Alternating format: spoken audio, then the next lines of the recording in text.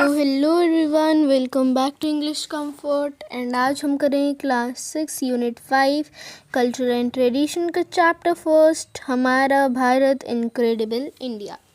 ठीक है, तो ये सब तो हम करेंगे, बट उससे पहले यहाँ पे आप देख सकते हैं एक पैसेज दिया गया है। ठीक है, इतना सा कुछ पैसेज है ये, तो इसको हम लास्ट में करेंगे वीडियो के, बट तब तक हम सीधा अपने चैप्टर की तरफ बढ़ते हैं। ठीक है, तो यहाँ पे सबसे पहले जो पार्ट 1 है वो उतना इम्पोर्टेंट नहीं है, बट तभी मैं इसको थोड़ा सा समराइज़ करके थोड़ा जल्दी जल्दी लाइन बाय लाइन नहीं समझाऊंगी आपको, सीधा ऐसे ही बता देती हूँ फ़िलहाल। ठीक है, बट पार्ट 2 हम लाइन बाय लाइन समझ लेंगे। तो टीचर बोलती है एक बड़े हॉल में सारे बच्चों को कि क्या तुम सब रेडी हो अपने ओवरऑल कंट्री में से अपने दोस्तों से मिलने के लिए। जो टीचर है वो ये सब कहती है बच्चों से, फिर उसके बाद सारे बच्चे तेज़ से चिल्ला के बोलते हैं कि हाँ मैम हम रेडी हैं। फिर टीचर बोलती है कि क्या मुझे कोई बता सकता है हम कौन से प्रोग्राम के लिए यहाँ पे हैं। तो सारे बच्चे साथ में मिलके बोलते हैं एक भारत और श्रेष्ठ भारत प्रोग्राम के लिए हम यहाँ पे हैं। तो टीचर बोलती है कि रेडी जो जिन को भी इस प्रोग्राम के बारे में पता है वो अपना हैंड रेस कीजिए। तो बहुत सारे हाथ ऊपर उठे और कुछ लोग तो जंप भी करने लगे आंसर करने के लिए। पर जो टीचर थी उसने रेनू से पूछा। फिर रेनू अपने फेस पे एक स्माइल रख के बोलती है कि ये हमें पता रहना चाहिए कि हम सारे एक ही नेशन से बिलोंग करते हैं और ये जो बॉन्ड हमारा है, ये जो हम शेयर करते हैं वो, और हमारी यूनिटी इन डाइवर्सिटी ही हमारी कंट्री को वर्ल्ड का सबसे अच्छी कंट्री बनाने में हेल्प करती है। ठीक है, तो यही है इस पैराग्राफ के कहने का मतलब। इसमें से सिर्फ ये वाला थोड़ा सा पढ़ लीजिएगा, ये वाला पॉइंट। ठीक है, तो अब हम लाइन बाय लाइन समझेंगे पार्ट 2 को।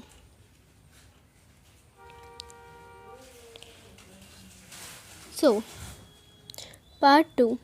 The teacher smiled at her as everyone clapped. Just then Bala pointed out, "Look at the video has started. The big screen now had little windows, each with a smiling child. Each child had something to share." तो उसके बाद जब teacher smile करती है रेनू पे कि उसने इतना अच्छा बोला और सारे क्लैप भी करने लगते हैं।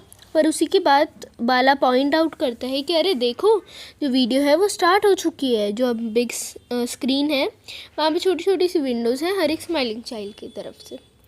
तो कंफ्यूज हो रहे होंगे कि विंडोज़ हैं, इतनी बड़ी जैसे स्क्रीन है, तो यहाँ पे कोई वॉल लगी है जो यहाँ पे विंडोज़ लग गए हैं। पर ये ऐसा बाला नहीं कहना चाह रहे। असली में जैसे यहाँ पे एक कॉन्फ्रेंस वीडियो कॉल होती है तो तब आपने देखा होगा कि यहाँ पे ना कुछ इस टाइप के ऐसे बॉक्सेस बनने लगते हैं और यहाँ पे हमारे फेसेस दिखाई दे रहे होते हैं। हर अलग अलग बॉक्सेस पे सबके फेस दिखाई दे रहे होते हैं। वही बाला कहता है कि अरे अब यहाँ पे थोड़ी थोड़ी सी विंडोज़ हैं, यहाँ पे हर बच्चा स्माइल करते हुए हमें दिख रहा है। ठीक है, तो फिर सारे स्टार्ट हो जाते हैं देखने के लिए कि क्या बोलते हैं वो छोटे छोटे से चाइल्ड।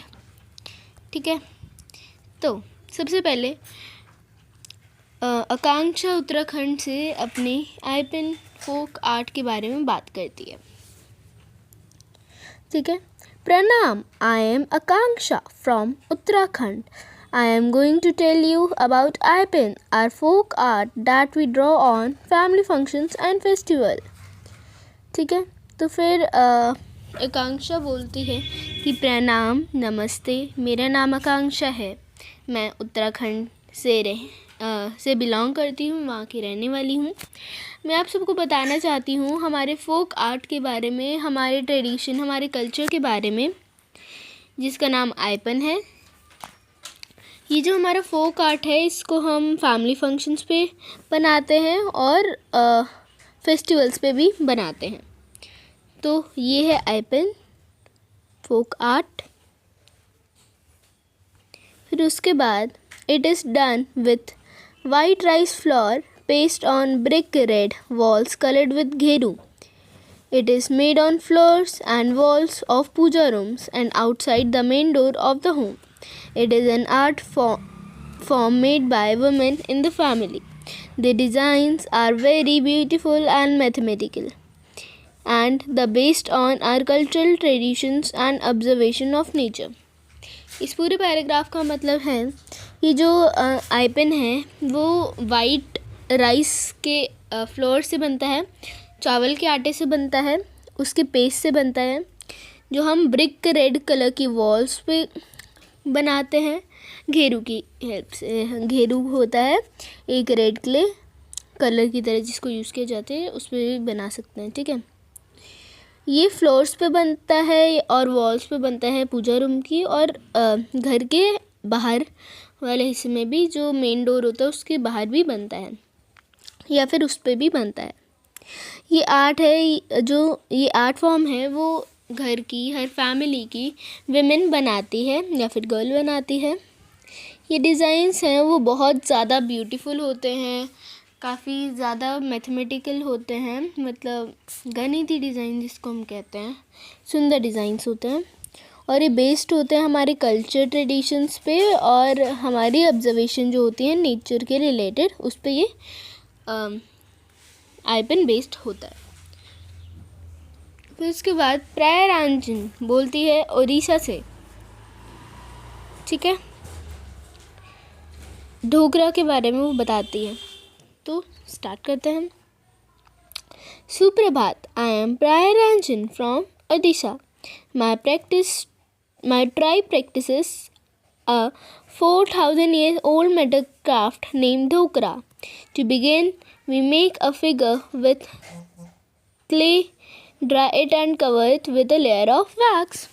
तो यहाँ पे प्रायरांजन बोलते हैं कि सुप्रभात, नमस्ते, मेरा नाम है प्रायरांजन, मैं ओडिशा से बिलोंग करती हूँ, और मेरी जो ट्राइब प्रैक्टिस है, मेरी जो आदिवासी प्रैक्टिस जिसको हम कह सकते हैं, ट्राइबल लोगों की जो प्रैक्टिस है वो लगभग 4,000 साल पहले से चलती आ रही है। वो एक मेटल क्राफ्ट होता है जिसका नाम ढोकरा है। स्टार्टिंग से ही हम एक फिगर बनाते हैं क्ले की हेल्प से, फिर उसको ड्राई करते हैं और उसके ऊपर कवर कर देते हैं एक लेयर वैक्स की। ठीक है, फिर उसके बाद then we crepe the fine details on the wax. After that we cover figure with clay and put it in a fire. Then we melt then the wax melts and comes out of small openings. Next, brass scrap is melted and poured into empty space. The liquid metal takes the same shape as the wax. ठीक है, इसका मतलब है कि प्रायरांजन बोलता है कि starting फिर उसके बाद हम जो वो वैक्स की लेयर होती है उसके ऊपर क्रेविंग करते हैं, मतलब एक डिज़ाइन बनाते हैं शार्प टूल की हेल्प से और फाइन से फाइन डिटेल्स देते हैं वैक्स पे। फिर उसके बाद हम उसको कवर कर देते हैं क्ले की हेल्प से फिर से, और उसको फायर में डाल देते हैं। उस पूरे फिगर को फायर में डालते हैं, फिर जो वैक्स होती है वो बाहर निकल जाती है मेल्ट होके छोटी छोटी सी ओपनिंग्स की हेल्प से। फिर उसके बाद हम जो ब्रास की स्क्रैप्स होती हैं, ब्रास जो होता है उसकी जो ऐसे कुछ ऐसी अनवांटेड पीसेस जो हमें नहीं चाहिए होते, उसको हम मेल्ट करते हैं और पोर कर देते हैं उस एम्प्टी स्पेस में जहाँ पे पहले वैक्स थी। ठीक है, फिर जो लिक्विड मेटल होता है वो एग्जैक्ट शेप ले लेता है वैक्स की। ठीक है, फिर उसके बाद बताया है कि finally we remove the outer layer of clay and finish the metal figure as we want. फिर उसके बाद बोलती है कि लास्ट में आखिरकार हम जो बाहरी जो क्ले का हिस्सा था उसको हटा देते हैं और अपने मेटल के उस फिगर को कंप्लीट करते हैं। ठीक है, फिर उसके बाद चित्रा केरला से बोलती है, Suprabhatam, I am Chitra from Kerala. I want to tell you about coconut shell craft. First, we clean the outside and inside of a brown coconut shell. After that we make a smooth by using sandpaper or a machine. Then we give it a shape as we want. तो उसके बाद चित्रा बोलती है केरला से कि सुप्रभातम, नमस्ते, मैं चित्रा हूँ केरला से और मैं आप सबको कोकोनट शेल क्राफ्ट के बारे में बताने जाने वाली हूँ। सबसे पहले हम जो कोकोनट शेल होता है उसका बाहर का हिस्सा और अंदर का हिस्सा अच्छे से क्लीन कर देते हैं। फिर उसके बाद हम उसको स्मूथ करते हैं, उसके जो उसका रफ़ पार्ट होता है उसको एकदम स्मूथ कर देते हैं सैंड पेपर की हेल्प से या फिर मशीन की हेल्प से। फिर उसके बाद हम उसको ऐसी कोई भी शेप दे देते हैं जैसे हमें चाहिए होती है, जैसे कप की शेप दे दी, कोई बोल की शेप दे दी, ठीक है। फिर उसके बाद and make it stable bye fixing a base under it. At last we polish it using wood polish to make it shine. When we make household things like bowls and even jewelries from the coconut shell, it is a biodegradable craft.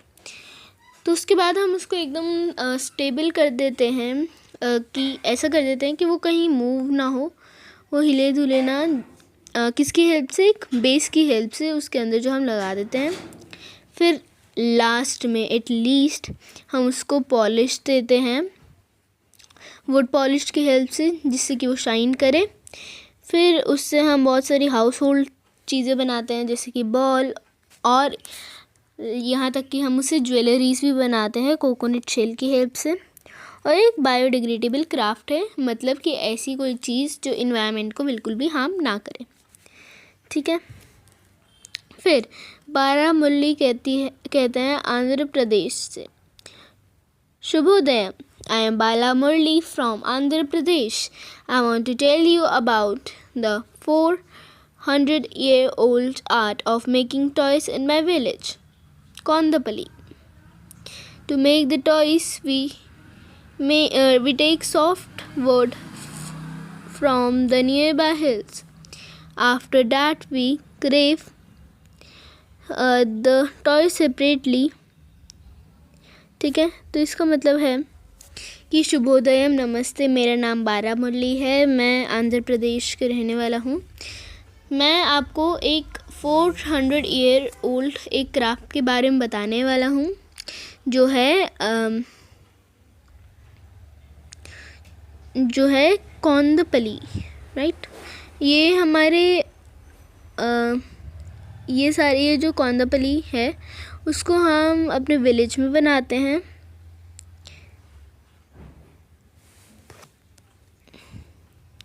ये हम toys बनाने के लिए एक soft C would use करते हैं हमारे पास के हिल्स की।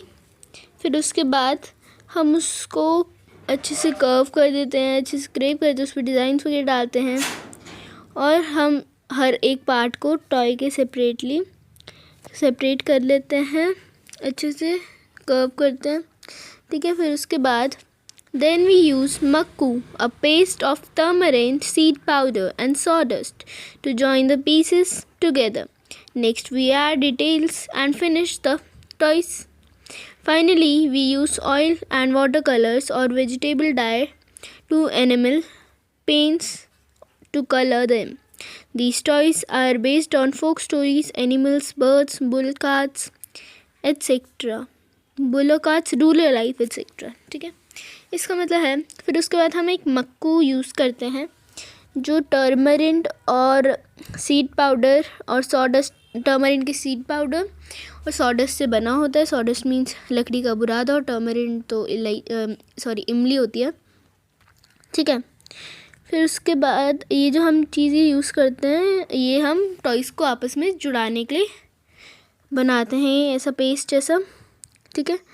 फिर उसके बाद हम उसमें डिटेल्स ऐड करते हैं टॉयज़ में, और आखिरकार हम उसे फिनिश करते हैं ऑयल या फिर वाटर कलर या फिर वेजिटेबल डाइज से या फिर एनिमल पेंट से। एनिमल पेंट्स मीन्स ऐसे पेंट्स जो एक बहुत अच्छी प्रोटेक्टिव लेयर फॉर्म करते हैं वो वाले कलर्स यूज़ करते हैं। और ये जो टॉयज़ हैं ये या तो फोक स्टोरीज़ पे बेस्ड होते हैं, या तो एनिमल्स पे, या बर्ड्स पे, या बुल कार्ड्स पे, या रूरल लाइफ पे, या फिर बहुत सारी चीज़ों पे बेस्ड होते हैं टॉयज़। रूरल लाइफ मीन्स गांव वाला इलाका, जैसे गांव का एरिया होता है ना, उस लाइफ पे बेस्ड होता है। तो फ़िलहाल तो हमारा चैप्टर यहाँ पे ख़त्म हो चुका है, ठीक है। तो अब हम ये पैसेज पढ़ लेंगे। तो अब ये थोड़ा टफ लैंग्वेज है, इसलिए मैं इसको एक शॉर्ट फॉर्म में एक अच्छी हिंदी एक्सप्लेनेशन में आपको बताती हूँ। सो ये था आपका कुछ इंग्लिश में, और ये कर दिया हमने फ़िलहाल हिंदी में ट्रांसलेट समझाने के लिए। तो अब इसमें मैं टोटल वैसी एक्सप्लेनेशन दूँगी, हिंदी से ही इजी लैंग्वेज है तो आपको ऐसे ही समझ आ जाएगी, ठीक है। भारत को विशेष भर में बुद्धिमान और वीर व्यक्तियों की भूमि के रूप में जाना जाता है। इसे समृद्ध और विविध संस्कृति ने प्राचीन काल से ही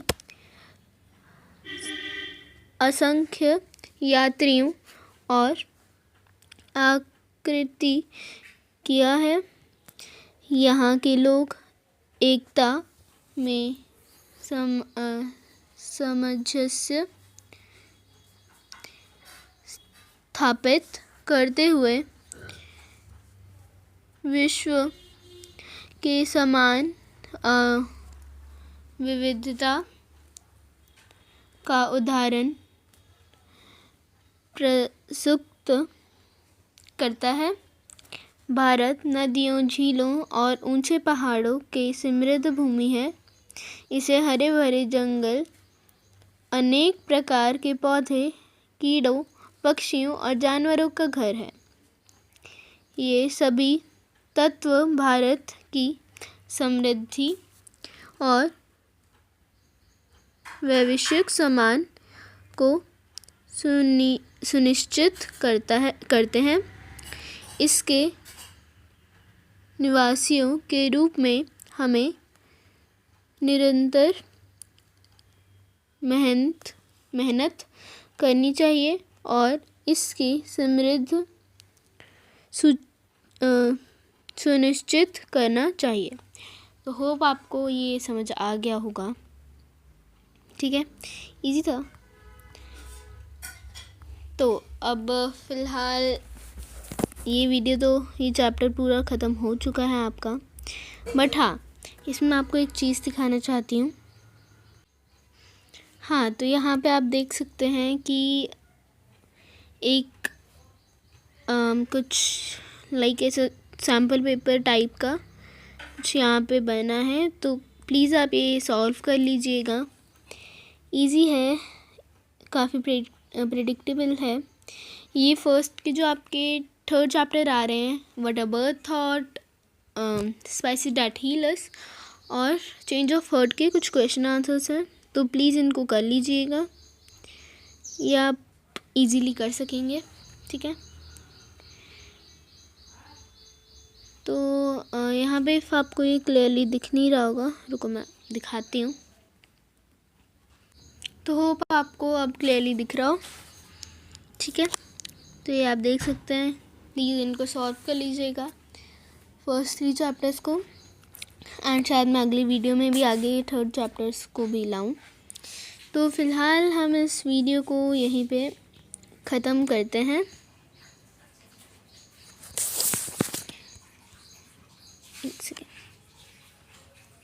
Bye guys, hope you like this video and thank you for watching.